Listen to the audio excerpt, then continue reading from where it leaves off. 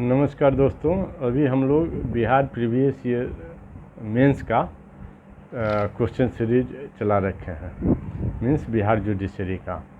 और हम लोग 25th बिहार जुडिशरी मेंस से आए हुए क्वेश्चन को देखें, 26th बीजीएस में आए हुए क्वेश्चन को देखें, 27th को देखें, 28th को देखें।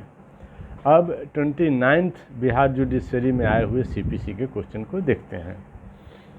तो 29th में आए हुए बिहार जुडिशरी में पहला क्वेश्चन है right notes on the following. एक है degree in a civil suit, degree क्या होता है।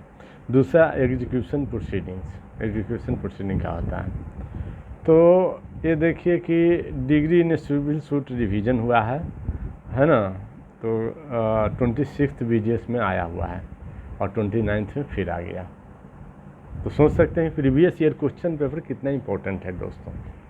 26th में आया, 29th में फिर आ गया। ठीक है दोस्तों।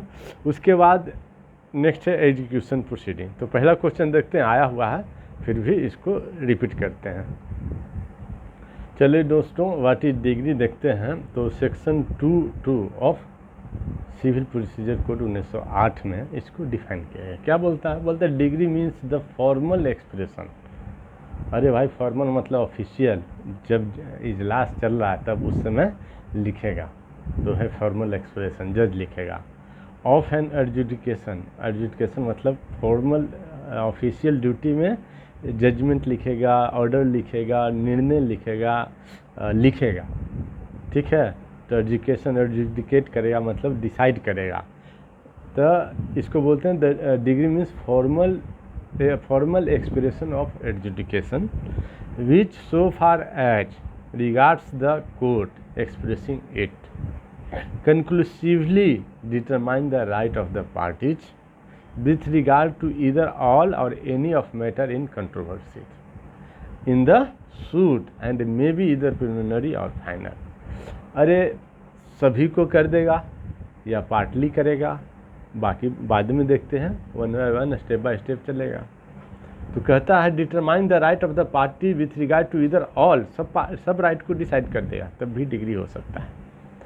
एक राइट को डिसाइड किया, एक राइट को अगला सप्ताह, एक राइट को एक में अगला महीना, एक राइट को अगला साल, तब भी वो डिग्री कहलाएगा। एनी मैटर इन कंट्रोवर्सी, अरे कंट्रोवर्सी है तो उसी को डिसाइड करे, कंट्रोवर्सी नहीं है तो क्या डिसाइड करना। आपने बोला कि हमको 5 लाख रुपया, ए ने बोला कि बी के यहाँ बाकी है, बी बोला हाँ बाकी है, मैं दे रहा हूँ, ले लो। तो कंट्रोवर्सी कैसा, केस कैसा, सूट कैसा केस का प्रोसीडिंग, सूट का प्रोसीडिंग चलेगा ही नहीं। सिविल को सूट बोलते हैं, क्रिमिनल को केस बोलते हैं। ठीक है, सूट प्रोसीडिंग, क्रिमिनल प्रोसीडिंग। ठीक है। तो any matter in controversy in the suit and may be इधर प्रिलिमिनरी और फाइनल, फाइनल भी हो सकता है, प्रिलिमिनरी भी हो सकता है ना। मतलब प्रिलिमिनरी होने का मतलब कि ये तो ही, बाकी बाद में देखा जाएगा। ठीक है। जैसे प्रिलिमिनरी डिग्री दिया कि 10,000 maintenance, inter maintenance preliminary degree है, अब बाद में बोला कि नहीं 50,000 रुपया फाइनल है। ठीक है। It shall be deemed to include the rejection of plaint, decree है। And determination of any question of restitution, है ना, डिटरमाइन करेगा एनी क्वेश्चन ऑफ रेस्टिट्यूशन, तो ये भी है, डिग्री है। रेस्टिट्यूशन क्या होता है? अरे भैया, पहले इतना था रुपया मिल रहा था मेंटेनेंस और किसी ने कम कर दिया, उसको रिस्टिट्यूट करके नहीं इतना मिलना चाहिए, तो रिस्टिट्यूशन हो गया। और रिस्टिट्यूशन ऑफ कंज्यूगर आता था, पत्नी आ नहीं रही है, पत्नी को बोलेगा भैया प्रभु आके पति के साथ रहो, तो इसको बोल आके रहने लगी, तो रेस्टिट्यूशन है।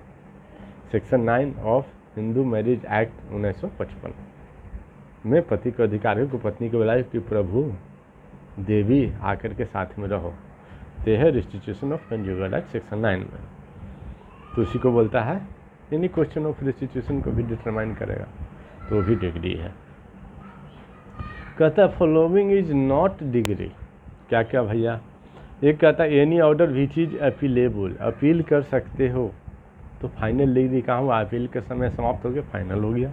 अपील नहीं करोगे तो फाइनल हो गया, समय समाप्त होना चाहिए, लेकिन अपील कर दिए तो फाइनल कहाँ हुआ? केस पेंडिंग है, उसके अमल हो सकता है क्या? इम्प्लीमेंट हो सकता है, नहीं हो सकता, तो फाइनल नहीं हुआ वो। ठीक है, कहता any order of dismissed for default. अब आप सिविल सूट किए हो और कोर्ट नहीं आओगे, कोर्ट नहीं आओगे तो ये कहते हैं डिसमिसल इन डिफ़ॉल्ट, आपका केस को डिसमिस कर दिया जाएगा। तो ये क्या डिग्री हो गया? नहीं, फिर से माफ़ी मांग लो कि कंडोनेशन पिटीशन हो। जो मैं बीमार था, मैं हॉस्पिटल में भर्ती था, मैं शादी में था, मैं विदेश घूमने गया था, मुझे ध्यान नहीं था, समझ नहीं मिला, नोटिफिकेशन नहीं मिला, ये है वो है, और मैं नहीं आ सका, बहुत बीमार था, मेरी मम्मी बीमार थे, पापा बीमार थे। तो फिर क्या हो जाएगा, वो रिस्टोर हो जाएगा केस। तो ये डिसमिसल ऑफ जो इन डिफ़ॉल्ट सूट होता है उसको डिग्री नहीं बोलेंगे। फिर नोट में कहता है ये डिग्री इज प्रिलिमिनरी, ये degree is preliminary when further proceeding have to be taken before the suit can be completely dispose of. Suit dispose of होगा उसके पहले भी कुछ और प्रोसीडिंग उसमें होगा, तो प्रिलिमिनरी है। सूट डिस्पोज ऑफ हो जाए लेकिन ये फाइनल है, अब ये टच से मच नहीं होगा, आगे पीछे नहीं होगा, 50,000 रुपया पर मंथ देना, मेंटेनेंस देना है, तो ये फाइनल डिग्री हो गया।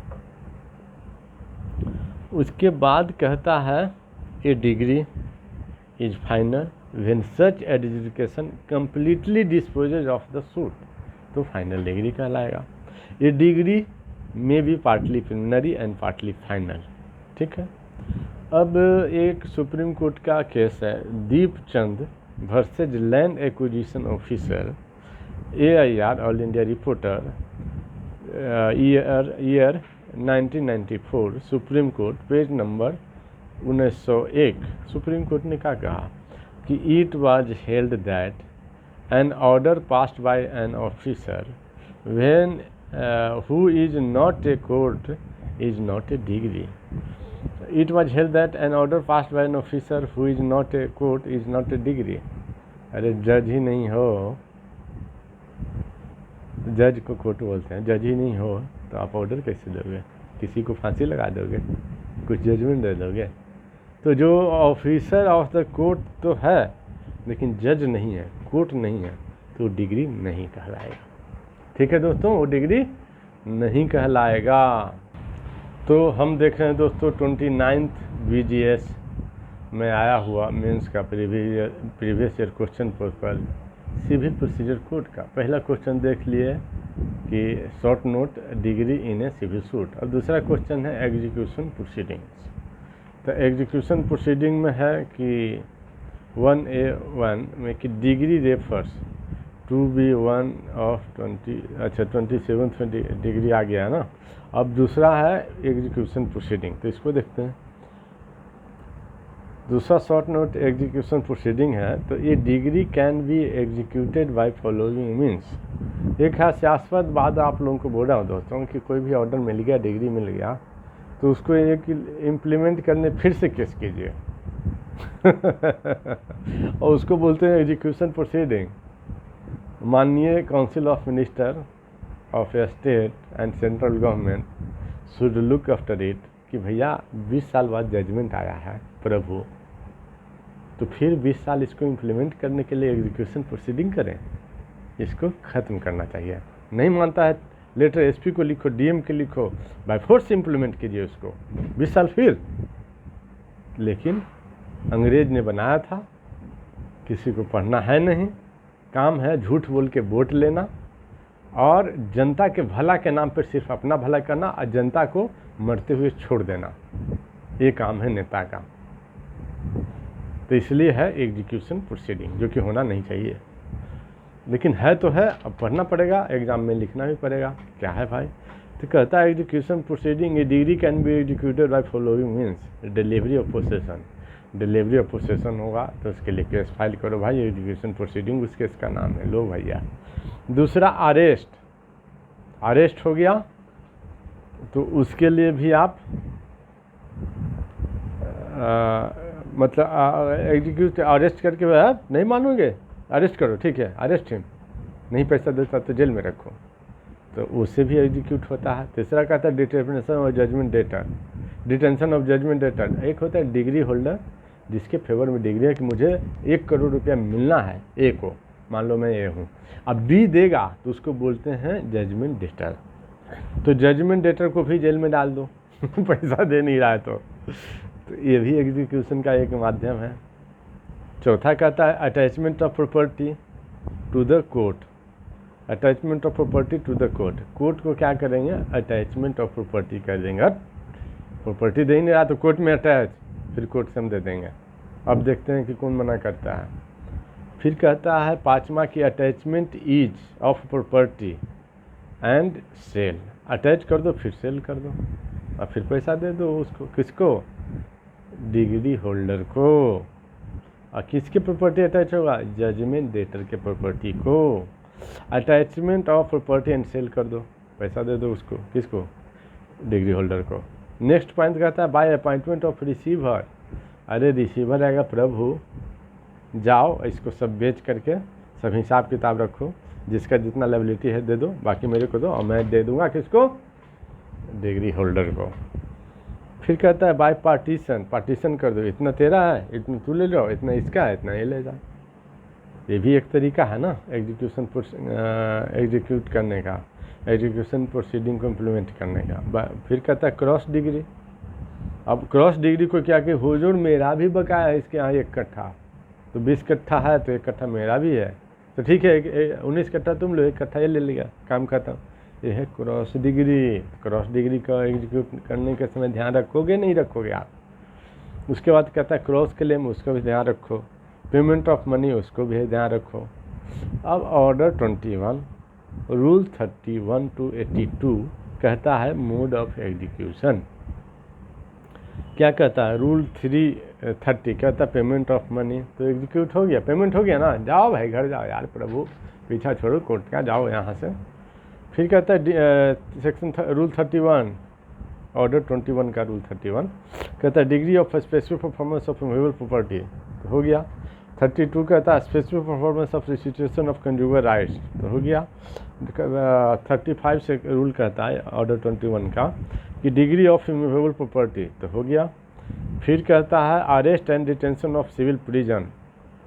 सिविल केस में हमेशा सिविल जेल में रखा जाएगा आपको। सिविल जेल में क्या मतलब है, सश्रम कारावास नहीं होता, आपको काम करना नहीं है। SEW sleep eat and wait for release from jail. Civil prison का मतलब है कि भैया काम नहीं करना आपको, सश्रम कारावास सिविल नहीं होता है, ठीक है। सिविल थोड़ा लिबरल होता है, पैरोल थोड़ा आसानी से मिलेगा, पैरोल थोड़ा ज़्यादा मिलेगा, जेल के बाहर भी आएंगे, घूम के जाएंगे, बिजनेस भी करने के हिमाचल प्रदेश का गवर्नमेंट दे रहा है ऑफर। ये है सिविल प्रिजन। और क्रिमिनल प्रिजन में रहेंगे भी, 2-4 डंडे लगेंगे, काम भी करना है, समय पे उठना भी है, समय पे सोना भी है, ठीक है। उसके बाद degree of immovable property, arrest and detention in civil prison, attachment of property. तो ये सब तरीके क्या हैं भाई, एग्जीक्यूशन ऑफ सिविल सूट का। चलो नेक्स्ट कहता है सेल ऑफ प्रॉपर्टी, नेक्स्ट कहता है sale of movable property, next कहता है सेल ऑफ मूवेबल प्रॉपर्टी। ये सब करके आप एग्जीक्यूशन कर सकते हो, मतलब डिग्री जो मिला है ना उसको इम्प्लीमेंट करना, उसी को तो एग्जीक्यूशन बोलते हैं। अब है क्वेश्चन 1B 29th BGS का, explain the principle of res sub judice and its utility in civil adjudication. पढ़ चुके हो आप, फिर भी देखो रेस सब्जुडाइस क्या है। अरे भाई कोई केस पेंडिंग है कहीं और उस पर क्या फिर केस करोगे, तो वो रेस सब्जुडाइस आप केस नहीं कर सकते। रेस जुडिकाटा क्या है, अरे भाई कोई हर्ड एंड फाइनली डिसाइडेड है भाई, ये कॉम्पिटेंट कोर्ट है, तो क्या फिर केस करोगे उस पर, फिर 20 साल केस चलेगा तो आदमी मर ही जाएगा। तो वो है रेस जुडिकाटा। अब रेस सब्जुडाइस क्या कहते हैं, देखते हैं सेक्शन 10 क्या कहता है। रेस सब्जुडाइस और स्टे ऑफ सूट क्या है, तो कहता है no court shall proceed with the trial of any suit in which the matter in issue is also directly और substantially in issue in a previous instituted suit between the same party और same title और same subject matter और same issue और litigating under the same title. कब नहीं होगा? Same title है नहीं होगा केस। एक बार पेंडिंग है तो वहीं जाओ, वहीं बोलना अपना बात। सेम इशू है नहीं होगा केस, वहीं बोलना अपना बात। सेम सब्जेक्ट मैटर है नहीं होगा केस, वहीं बोलना अपना बात। जी कोर्ट में केस चल रहा है वहीं बोलो। सेम टाइटल नहीं होगा प्रभु, सेम पार्टी नहीं होगा प्रभु। पहले इंस्टीट्यूट है तो वहीं जाके बोलो ना, और फिर से शूट कर दो। जज साहब भी परेशान, 10 गो जज साहब तेरा केस को हेयर करेंगे एक ही मैटर को। और एक दे दिए जजमेंट की 10 लाख मिलना चाहिए, दूसरा दे दिए नहीं मिलना चाहिए। अब होगा क्या? कन्फ्लिक्ट्री जजमेंट आ गया, डिग्री आ गया। तो इसलिए एक बार कहीं पेंडिंग है तो प्रभु वहीं जा कर के अपनी बात को बोलिए, ये है। और दूसरा केस आप नहीं कीजिए, ये है रेस सब जुडाइस। फिर एक केस है District Red Cross Society versus Joginder Pal, All India Reporter 2002। इसमें finding recorded in application for grant of succession certificate regarding will मतलब क्या होता है दोस्तों? विल मतलब होता है वसीयत। विल मतलब होता है वसीयत। वसीयत क्या होता है? आपका अपना प्रॉपर्टी, पर्सनल प्रॉपर्टी है, एंसेस्टर प्रॉपर्टी नहीं है, तो किसी को आप दे सकते हो दान में। लेकिन लिविंग विल नहीं है, आप मरने के बाद इम्प्लीमेंट होगा तो उसको विल बोलेंगे। दान कभी भी दे दो। Set up by the applicant can not operate as res judicata in subsequent suit for another relief. Supreme court ने क्या कहा कि finding recorded in application for grant of succession certificate regarding will वसीयत सेटअप बाय द एप्लीकेंट, ठीक है, can not, again देखते हैं, finding recorded in application for grant of succession certificate regarding will वसीयत set up by the applicant can not operate as res judicata in such subsequent suit for another relief, ठीक है। तो वसीयत क्या है तो उसमें रेस जुडिकाटा लागू नहीं होगा। उसके बाद कहता है सब्सिक्वेंट रिलीफ मांग रहे हैं आप, तो वसीयत फ्रॉड है ये करके क्या केस नहीं चलेगा? दूसरा किसी का पूरा आप सब संपत्ति हड़प लोगे, हाँ, तो इसलिए चलेगा ना। फ्रॉड है, मिसलीडिंग है फ्रॉड भी दुनिया बहुत चल रहा है। Be cautious, be aware, be attentive. किसी के साथ कभी भी कोई भी फ्रॉड हो सकता है। नेक्स्ट कहता है condition for applicability of section 10, मतलब कहाँ कहाँ रेस सब जुडाइस लागू होगा। तो कहता है there must be 2 suits, one is pendente lite मतलब पेंडिंग है, फीड कर रहे होते। नहीं प्रभु चले जाओ आप यहाँ से। Matter in issue must be same हो इशू मतलब dispute. One party assert something and another party deny the same, this is called issue. One party assets या टेल बोलो समथिंग और क्लेम बोलो something and another party deny the same, is called dispute, is called issue. तो कहते हैं matter in issue जो है ना, इशू जो है, डिस्प्यूट जो है वो मस्ट बी सेम। तो भाई दूसरा केस फाइल नहीं होगा, चलो यहाँ से। उसके बाद both the suit must be between the same party और देयर रिप्रेजेंटेटिव, तब भी नहीं होगा।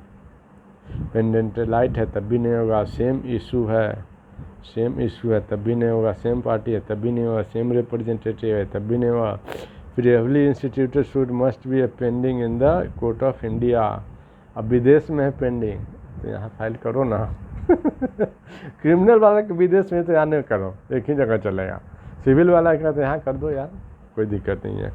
Previous court must have jurisdiction to grant the relief, jurisdiction court का होना चाहिए प्रीवियस कोर्ट का।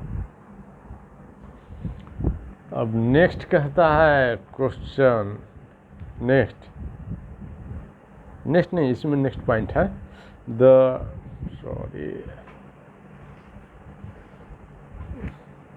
नेक्स्ट पॉइंट है the suit in which the court in which suit is litigating must be under the same title, ठीक है, same title होना चाहिए।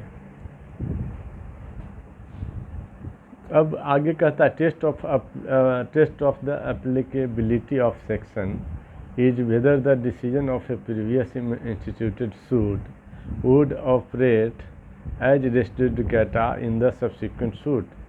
If it is so, subsequent suit must be state.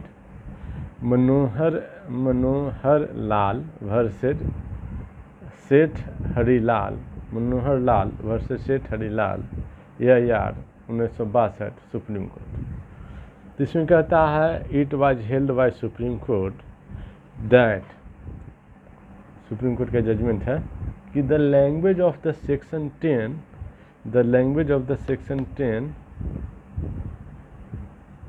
10 is clear, definite and mandatory and prohibit the trial of subsequent suit, and it makes no difference that the earlier suit was filed in violation of the agreement between the parties.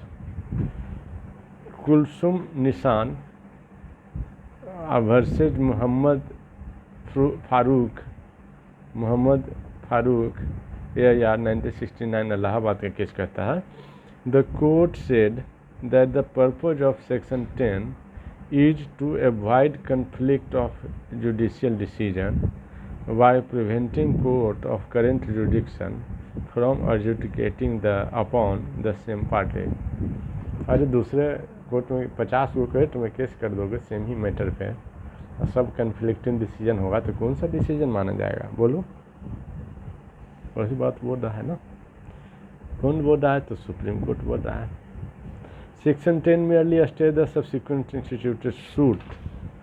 Why court trying the subsequent suit and not dismissal of the suit?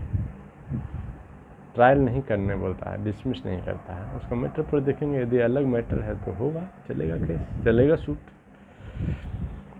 Exception to section 10 भी है जी. क्या क्या है? तो पहला है कि suit pending in foreign court.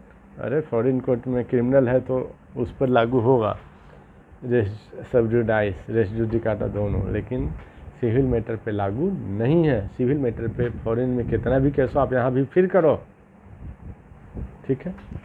कहता है इंटरिम ऑर्डर है तो उस पर भी लागू नहीं है, फाइनल ऑर्डर होना चाहिए. तीसरा कहता है समरी सूट है तो उस पर लागू नहीं है. ट्रायल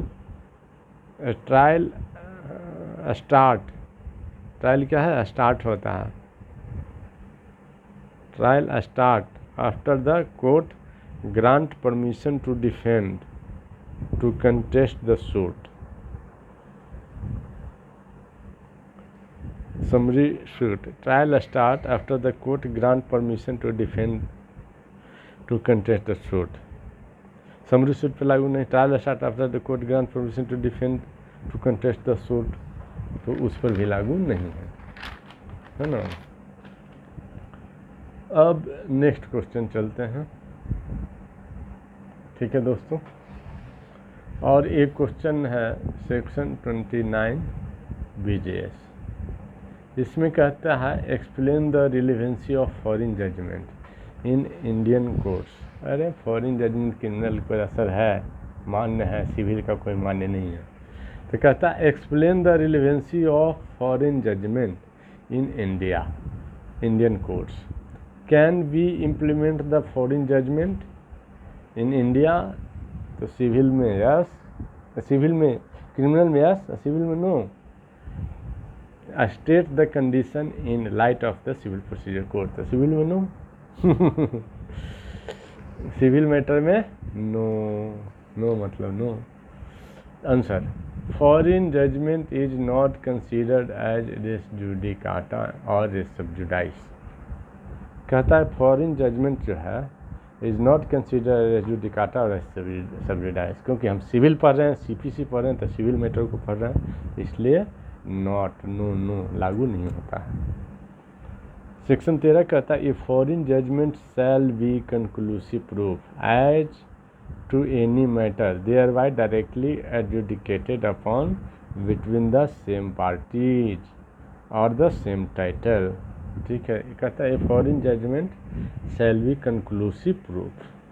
फॉरेन जजमेंट क्या होगा, कंक्लूसिव प्रूफ होगा as to any matter thereby directly adjudicated upon between the same party और the same title. The foreign judgment is not conclusive proof in the following matter, लेकिन conclusive proof following matter में नहीं होगा। किस में, अरे वहाँ हो गया जजमेंट और वहाँ भी एक पार्टी है, यहाँ भी आप नहीं करोगे तो कंक्लूसिव प्रूफ माना जाएगा, दीवार भी हो जाएगा लिमिटेशन एक्ट से।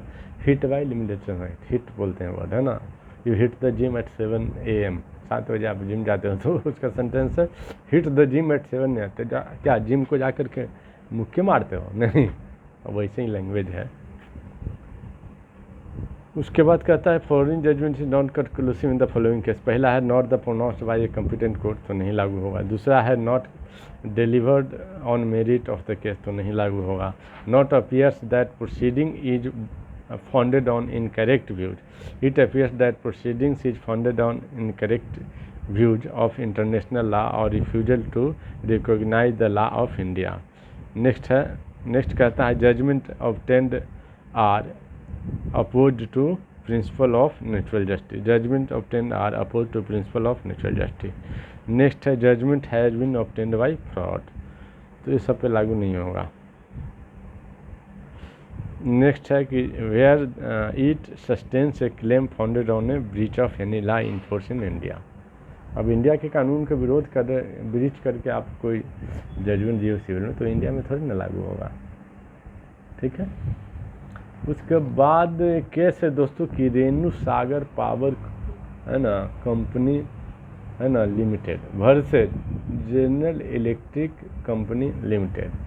ऑल इंडिया रिपोर्टर 1994 का केस है, 1994 का सुप्रीम कोर्ट का जजमेंट है, पेज नंबर 860 है। क्या बोलता है इसमें कि सुप्रीम कोर्ट बोलता है that if foreign judgment is against public policy, ठीक है, this should not be accepted in India। चलो जी नेक्स्ट क्वेश्चन, नेक्स्ट क्वेश्चन कहता है right notes on the following, discovery and inspection related to document. दूसरा short note है inspection by commissions. तो पहला चलते हैं discovery and inspection related to document. तो इसमें क्या है, इसमें है discovery and inspection related to document. इसमें क्या होता है order 11 in a suit either party may require information from his adversary as to all material facts or as to documents in the possession or power of such adversary relevant to the issue। ठीक है, adverse party से जानकारी लेना चाहता है। When information as to fact is required, the party is allowed to administer a series of questions to opposite party।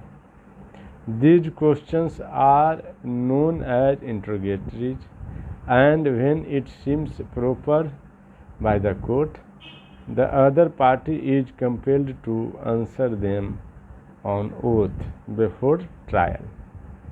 ठीक है, this is known as discovery of fact. फिर से देखो, discovery and inspection related to document क्या होता है कि order 11 कहता है in a suit either party require information from the other party, opposite party, about the all material facts as to document के बारे में या possession or power of such adversary relevant in the same issue।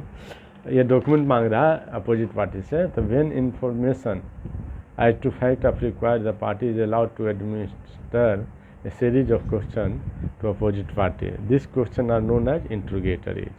When it seems proper to the court, the other party is compelled to answer them on oath before trial। This is known as discovery of fact। ठीक है,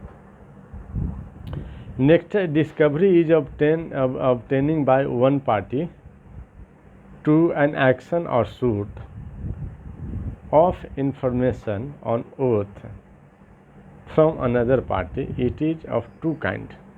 ठीक है, discovery में obtaining by one party, है ना, of A suit information on oath from another party, तो क्या होता है, दो तरह के होते हैं। एक तो होता है डिस्कवरी बाय इंट्रोगेशन, दूसरा होता है discovery of document relating to matters in the action and in possession of parties. ठीक है, डॉक्यूमेंट खुद ही मिल जाए या क्रॉस एग्जामिनेशन करके आप पूछ लें, कुछ डिस्कवरी हो जाए, दोनों चलेगा। नेक्स्ट होता है ऑब्जेक्ट ऑफ सर्विंग इंट्रोगेटरी इज, मतलब क्रॉस क्वेश्चन करेंगे, कई क्वेश्चन देंगे उसका वो जवाब देगा, है ना, 10 को क्वेश्चन लिख के देंगे उसका जवाब देगा, उसको इंट्रोगेटरीज बोलते हैं। Is to enable a party to require information from his opponent for the purpose of maintaining his own case और for destroying the case of opponent. P Balam versus Central Bank of India, है ना, Calicut, CIR Kerala High Court, क्या बोला, it saves expenses and shortness trial proceeding and proceeding को छोटा कर देता है, एंड सेव्स टाइम, और क्या करता है, टाइम को भी बचाता है, of the court as also of parties beside saving expenses for summoning witness documents and the like. The object of interrogatory क्या है, to ascertain the nature of your opponent case or material fact constituting his case.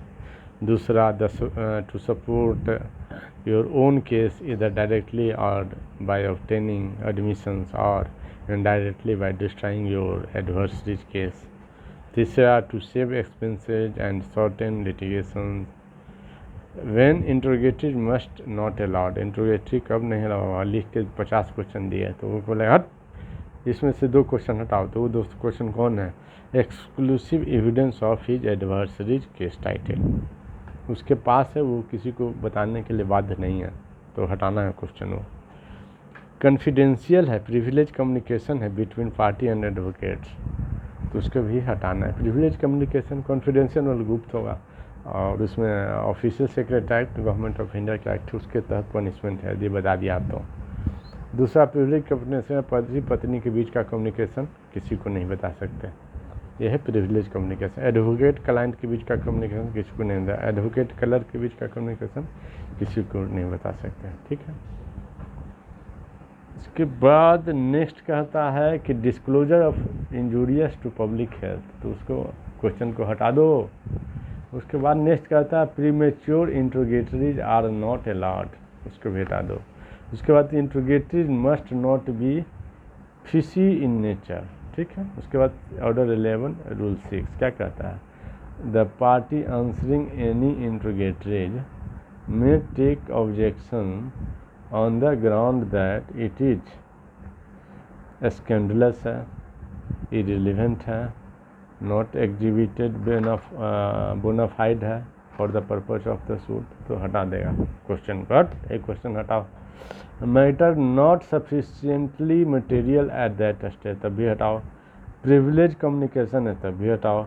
May take any other ground, relevant होना चाहिए, valid ground होना चाहिए, तब भी हटा दो। रूल 11 ऑर्डर 11 रूल 7 क्या कहता है भाई, देखते हैं। An application for setting aside unreasonable and vexatious interrogatories may be made within 7 days from the service of interrogatory। 7 दिन के अंदर बोलो, ऐसा नहीं कि क्वेश्चन का आंसर दे रहा उस समय बोलो, 7 दिन के अंदर, 7 डेज है ऑब्जेक्शन के लिए, फॉर ऑब्जेक्शन।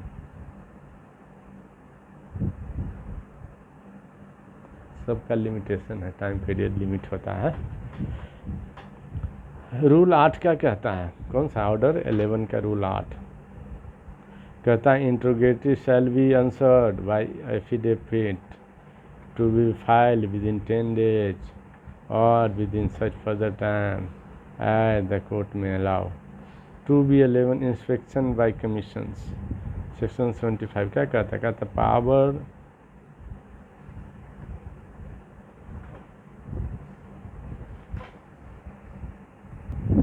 चलो नेक्स्ट क्वेश्चन है दोस्तों कि power of court to issue commissions.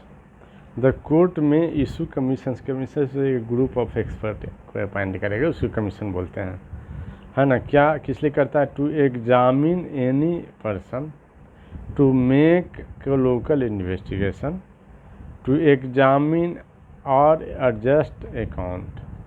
ठीक है, इसलिए कमीशन को अपॉइंट करता है जज, एक ग्रुप ऑफ टीम एक्सपर्ट को भेजता है।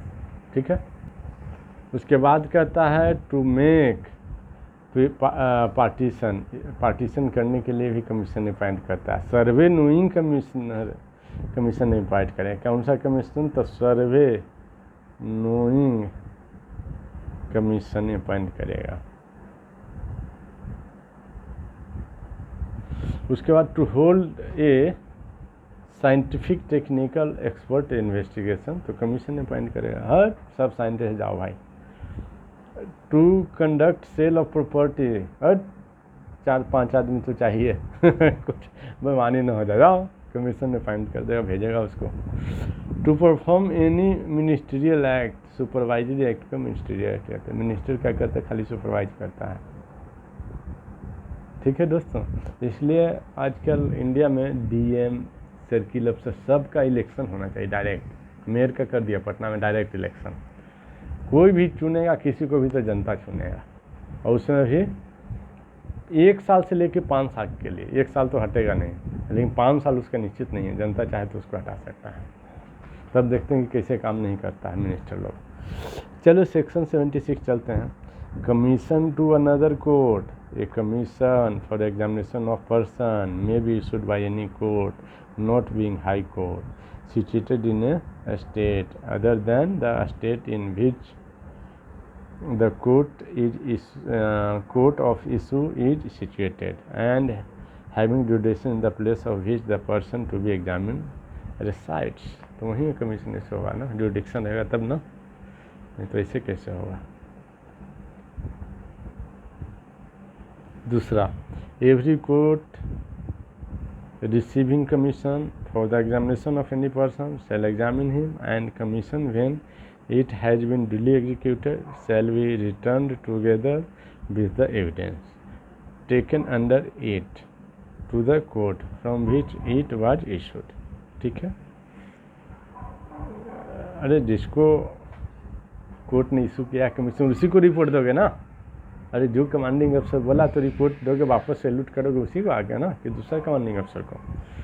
उसके बाद in lieu of issuing a commission the court में issue letter of request to examine a witness residing at any place not within India. ठीक है, नेक्स्ट क्वेश्चन है दोस्तों, एक्सप्लेन द नेसेसिटी। क्या है? 29th BGS में आया हुआ है 3A क्वेश्चन कि explain the necessity of legal notice under section 80 of civil procedure code 1908 in the following civil suit reach jurisdiction if any. Reach jurisdiction civil suit में है ना। अरे सेंट्रल गवर्नमेंट स्टेट गवर्नमेंट का against case कर रहे हैं तो legal notice उसको दीजिए, 7 दिन का वेट कीजिए, उसके बाद केस कर सकते हैं। यही कहता है सेक्शन 80। इसको हम नेक्स्ट वीडियो में देखेंगे दोस्तों। तब तक के लिए नमस्कार।